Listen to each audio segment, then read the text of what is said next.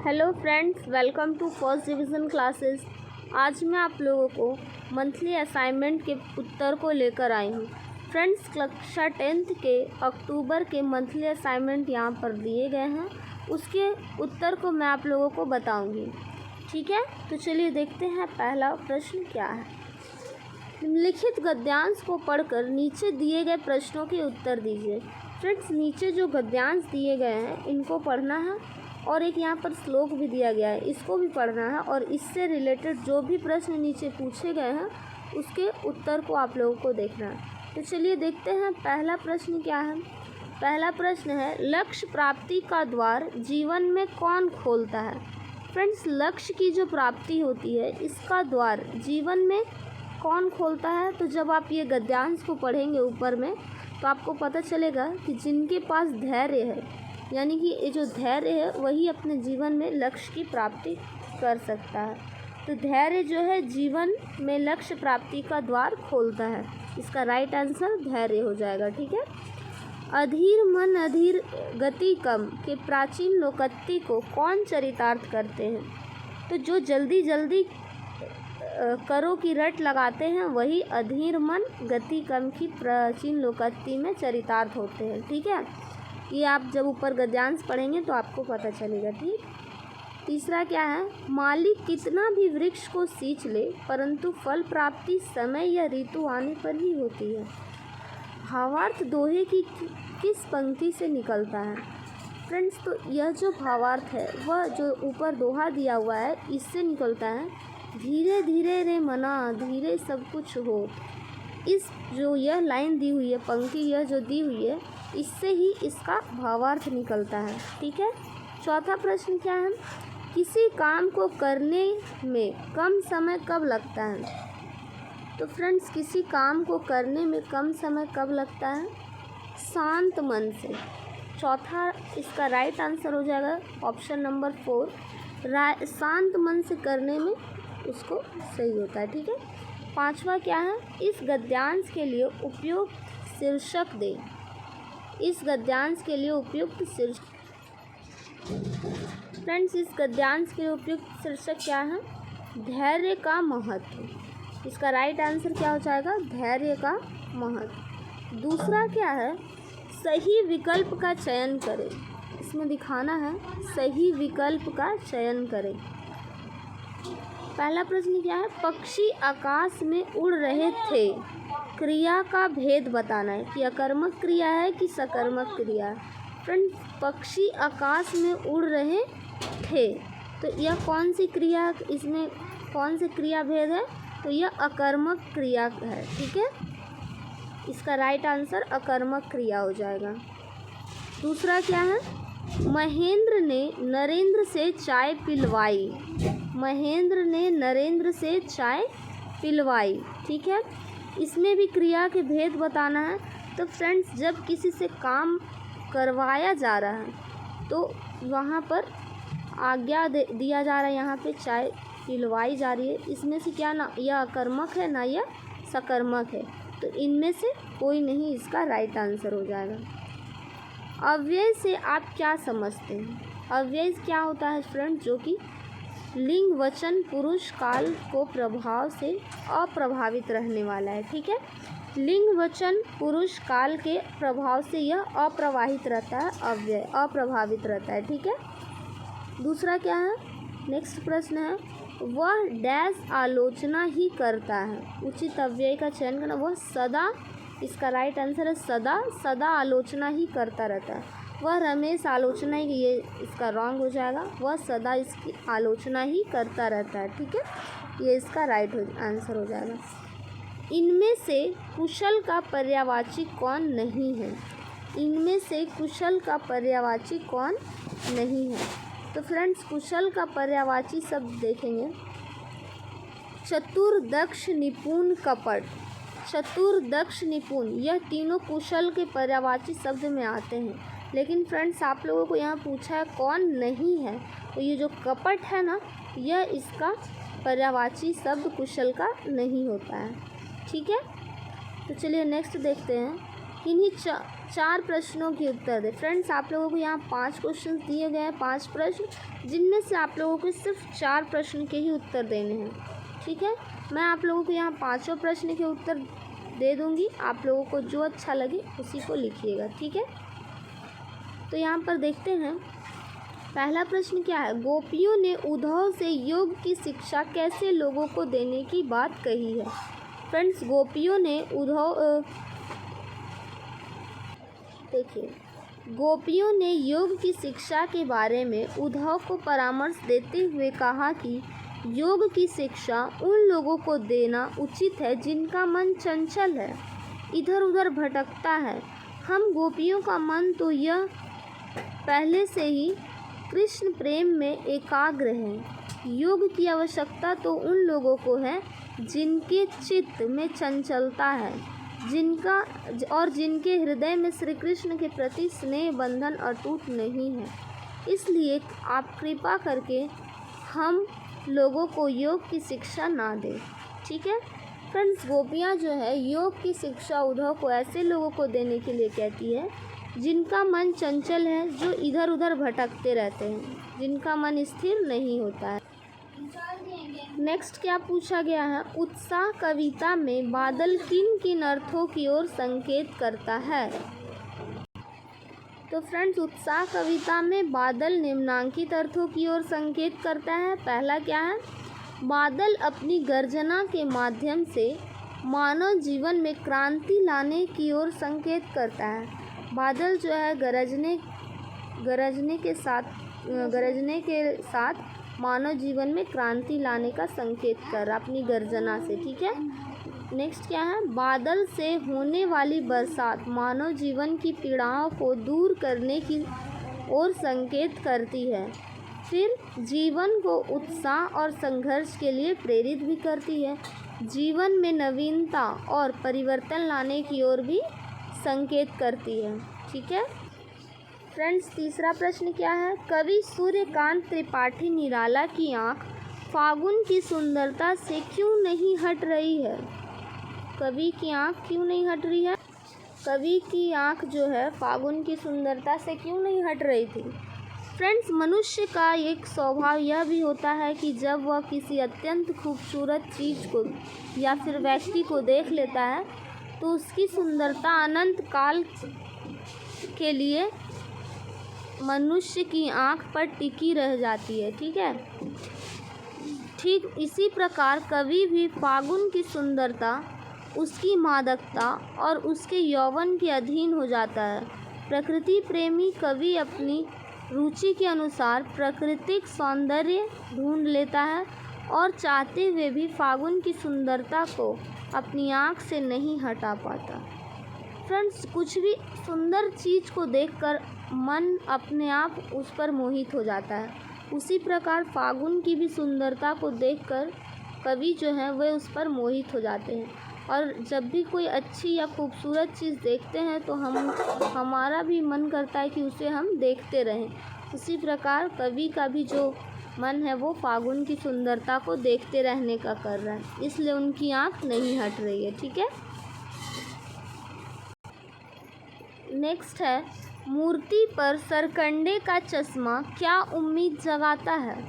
मूर्ति पर जो सरकंडे का चश्मा था वह क्या उम्मीद जगाता है। मूर्ति पर सरकंडे का चश्मा यह उम्मीद जगाता है कि हमारे देश के लोगों, खासकर युवा और बच्चों के अंदर देशभक्ति की भावना अभी भी बरकरार है और यही युवा और बच्चे किसी भी देश का भविष्य होते हैं। अगर इनके अंदर अपने देश के लिए प्रेम व सम्मान है तो हमारे देश का भविष्य उज्जवल व सुरक्षित है। फ्रेंड्स, मूर्ति पर जो चश्मा लगा हुआ था वह देश के लोगों, खासकर बच्चों के लिए भी यह देशभक्ति की भावना को जगा रहा था। नेक्स्ट क्या है, बाल गोविंद भगत के खेत में जो कुछ भी पैदा होता था वे उसका क्या करते थे। बाल गोविंद भगत जो है उनके खेत में जो भी कुछ पैदा होता था वे तो जो कुछ खेत में पैदा होता सिर पर लाद कर पहले उसे कबीर पंथी मठ में ले जाते और वहाँ से जो कुछ भी भेंट स्वरूप मिलता था उसे प्रसाद स्वरूप घर ले जाते थे। ये बाल गोविंद भगत करते थे। ठीक है फ्रेंड्स, नेक्स्ट देखते हैं 4th नंबर, किन्हीं 4 प्रश्नों के उत्तर दें। फ्रेंड्स, यहाँ पे भी 5 प्रश्न दिए हैं जिनमें से आपको सिर्फ 4 प्रश्नों के ही उत्तर को देना है। 4 प्रश्नों मैं आप लोगों को इसमें भी 5 प्रश्नों के उत्तर दूंगी, आप लोगों को 4 करना है कोई भी। ठीक है, पहला प्रश्न क्या है? उद्धव के व्यवहार की तुलना किस किस से की गई है? उद्धव की व्यवहार की तुलना किस किस से की गई है? गोपियाँ उद्धव के व्यवहार की तुलना कमल के पत्ते और तेल की गागरी से करती है। कमल के पत्ते और तेल की गागरी से कहती है। गोपियाँ कहती हैं कि उद्धव का व्यवहार उस कमल के पत्ते की तरह है जो रहता तो पानी में है लेकिन उनमें डूबता नहीं। पानी का असर कमल के पत्ते पर नहीं होता, अर्थात श्री कृष्ण के सानिध्य में रहकर भी उद्धव उनके प्रभाव से मुक्त है। उद्धव पर श्री कृष्ण का प्रेम का कोई असर नहीं पड़ता। जिस प्रकार गोपियाँ श्री कृष्ण के प्रेम में व्याकुल थी, वे उनके बिना नहीं रह सकती थी, उद्धव में ऐसा कुछ भी नहीं था, जबकि वे ज़्यादा समय उद्धव के साथ बिताते थे। उसके बावजूद वो उद्धव जो है श्री कृष्ण के साथ समय बिताते थे, फिर भी उनके मन में कृष्ण के प्रति प्रेम नहीं था। दूसरा क्या एग्जाम्पल देती है गोपियाँ? उदाहरण, गोपियाँ उद्धव के व्यवहार की तुलना जल के मध्य रखे तेल के मटके से भी करती हैं, अर्थात जिस प्रकार अगर तेल के मटके को जल के मध्य कितनी भी देर तक रख दो, उस पर जल की एक भी बूंद नहीं रुकती, ठीक उसी प्रकार उद्धव श्री कृष्ण के समीप होते हुए भी उनके प्रेम से वंचित रहते हैं। श्री कृष्ण के प्रेम का उद्धव पर कोई असर नहीं होता और वह ज्ञानियों जैसा व्यवहार करते हैं। उद्धव जो है वो कृष्ण के साथ रहते हुए, जैसे कि तेल से लगी गागरी है, उसमें पानी डालते हैं तो नहीं ना टिकता उस पर, उसी प्रकार उद्धव भी श्री कृष्ण के साथ रहते हैं तो भी उनके मन में प्रेम से श्री कृष्ण के लिए प्रेम नहीं था। ठीक है, नेक्स्ट है, कवि बादल से फुहार रिमझिम या बरसने के स्थान पर गरजने के लिए कहता है, क्यों? तो क्यों कहता है कवि ऐसा? सूर्यकांत त्रिपाठी निराला द्वारा रचित यह कविता एक आह्वान गीत है। निराला क्रांतिकारी स्वभाव के कवि थे। वे समाज में बदलाव के पक्षधर थे। प्रस्तुत कविता में कवि बादल से भीषण गर्जना के साथ घनघोर बारिश की अपील कर रहा है, जिसके स्वर में ओज है, क्रांति है। क्रांतिकारी कवि होने के नाते वह हमेशा क्रांति की ही अपेक्षा करता है और ऐसी अपेक्षा जिसकी गर्जना सुनकर उत्साह का संचार हो जाए। दूसरी, बादलों की फुहार और रिमझिम वर्षा से व्यक्ति के मन में कोमल भाव का जन्म होता है, शांति का अनुभव होता है। ऐसे भावों से कवि के मंतव्य को गति नहीं मिलती। जनमानस में चेतना और जोश जागृत करने के लिए कवि बादल से फुहार या रिमझिम बारिश के लिए न कहकर गरजने के लिए कहता है। गर्जना शब्द क्रांति एवं बदलाव को दर्शाता है।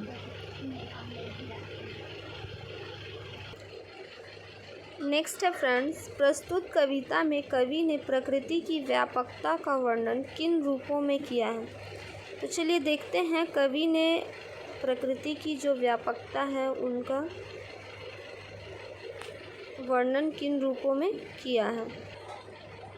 कविता अट नहीं रही है में निराला जी ने फागुन के सौंदर्य और मादक रूप के प्रभाव को दर्शाया है, जिसका वर्णन कवि ने निम्न रूपों में किया है। फागुन के प्राकृतिक सौंदर्य का प्रभाव सर्वत्र व्याप्त है, अर्थात घर घर में फैला हुआ दिखाया है। दूसरा में किया है फागुन की प्रकृति का प्रभाव मनुष्य के मन पर देखा जा सकता है। फागुन का इतना प्रभाव है कि सर्वत्र उल्लास और उत्साह दिखाई देता है। फागुन की इतनी अतिशय शोभा है कि कहीं भी समा नहीं रही है। ठीक है, ये सभी जो है ये फागुन की सुंदरता को दर्शाते हैं। इसको भी आप लोग फ्रेंड्स लिख लीजिएगा। नेक्स्ट है फ्रेंड्स, पान वाले का एक रेखाचित्र प्रस्तुत करें। जो पान वाला है उसका रेखाचित्र, फ्रेंड्स ये पूरा पान वाले का रेखाचित्र है। आप इसको पढ़कर अच्छे से समझ लीजिएगा, इतना ये नहीं है, और इसको लिख लीजिएगा। ठीक है। नेक्स्ट है, माँ के प्रति अधिक लगाव न होते हुए भी विपत्ति के समय भोलानाथ माँ के अंचल में ही प्रेम और शांति पाता है। इसका आप क्या कारण मानते हैं? फ्रेंड्स इसका उत्तर भी है। फ्रेंड्स, चूहे के बिल से निकले सांप को देखकर भयभीत भोलानाथ जब गिरता पड़ता घर भागता है तो उसे जगह जगह चोट लग जाती है। वह अपने पिता को ओसारे में हुक्का गुड़गुड़ाता हुआ देखता है, परंतु उनकी शरण में न जाकर घर में सीधे माँ के पास जाकर माँ के अंचल में छिप जाता है। सांप से भयभीत अर्थात विपदा के समय पिता के दुलार की कम माता की स्नेह, ममता और सुरक्षा की ज़रूरत अधिक होती है। यह सुरक्षा उसे माँ के अंचल में नज़र आती है, इसलिए बच्चे का अपने पिता से अधिक जुड़ाव होने पर भी विपदा के समय वह पिता के पास न जाकर माँ की शरण में जाती है। ठीक है। नेक्स्ट है फ्रेंड्स 5 नंबर, निम्नलिखित किन्हीं 2 प्रश्नों के उत्तर दें। यहाँ 3 प्रश्न दिए गए हैं फ्रेंड्स, आप लोगों को सिर्फ 2 ही प्रश्न के उत्तर देने हैं, तो मैं आप लोगों को यहाँ तीनों प्रश्नों के उत्तर दूंगी। आप लोगों को उसमें से जो पसंद आए उसे लिख लीजिएगा। तो पहला प्रश्न है, खेती बाड़ी से जुड़े गृहस्थ बाल गोविंद भगत अपनी किन विशेषताओं के कारण साधु कहलाते थे? फ्रेंड्स, खेती बाड़ी से जुड़े गृहस्थ बाल गोविंद भगत जी थे, उनको क्यों लोग सब साधु कहते थे? इसका आंसर आप लोगों को बताना है। तो देखिए फ्रेंड्स, बाल गोविंद भगत खेती बाड़ी से जुड़े गृहस्थ थे, फिर भी वे साधु की श्रेणी में आते थे, क्योंकि यहाँ मैंने इतने सारे पॉइंट्स दिए हैं, आप लोग भी लिख लीजिएगा क्योंकि 5 नंबर का है। वे कबीर पंथी थे और कबीर को ही अपना गुरु मानते थे। कबीर पंथी होने के कारण वे कबीर के पदों को ही गाते थे और उनके आदर्शों पर चलते थे। वे सभी से खरा व्यवहार रखते थे, 2 टुक बात कहने में न कोई संकोच करते थे, न किसी से झगड़ते थे। किसी अन्य की वस्तुओं को बिना पूछे उपयोग में नहीं लाते थे। वे लालची बिल्कुल भी नहीं थे। खेतों में जो भी पैदा होता उसे कबीर मठ में ले जाते और वहाँ से जो कुछ मिलता उसे प्रसाद स्वरूप ग्रहण करते थे। ठीक है फ्रेंड्स, इसको लिख लीजिएगा। आगे नेक्स्ट है, भोलानाथ और उसके साथियों के खेल और खेलने की सामग्री आपके खेल और खेलने की सामग्री से किस प्रकार भिन्न है? इसको बताना है। फ्रेंड्स, यहाँ पे मैंने आप लोगों को भोलानाथ और हमारे जो खेल खेलने की सामग्री है उनसे जो भी आंसर्स हैं दोनों में क्या अंतर है उसको मैंने आप लोगों को यहाँ पर दे दिया, तो आप लोग इसे लिख लीजिएगा। ठीक है, तो हम अपने अगले प्रश्न की ओर बढ़ते हैं, इसे आप लोग लिख लीजिएगा, पढ़ लीजिएगा। ठीक है फ्रेंड्स, हमारा अगला प्रश्न है, गोपियों ने अपने वाक्य चातुर्य से ज्ञानी उद्धव को परास्त कर दिया। उनके वाक्य चातुर्य की विशेषताएं अपने शब्दों में लिखिए। तो फ्रेंड्स देखते हैं गोपियों के वाक्य चातुर्य की विशेषताएं क्या क्या थी। तो यहाँ निम्न प्रकार से थी, साहसी, व्यंग्यात्मक और स्पष्टता। साहसी जो गोपियाँ थी वे पूरी तरह निडर थी और वो साहसी भी थी। वह उद्धव को कोसने से परहेज नहीं करती थी। वह उनके योग साधना के संदेश को कड़वी, ककड़ी और बीमारी बताती थी। व्यंग्यात्मकता क्या थी उनमें? गोपियों ने बड़े ही प्रभावशाली ढंग से व्यंग करती थी।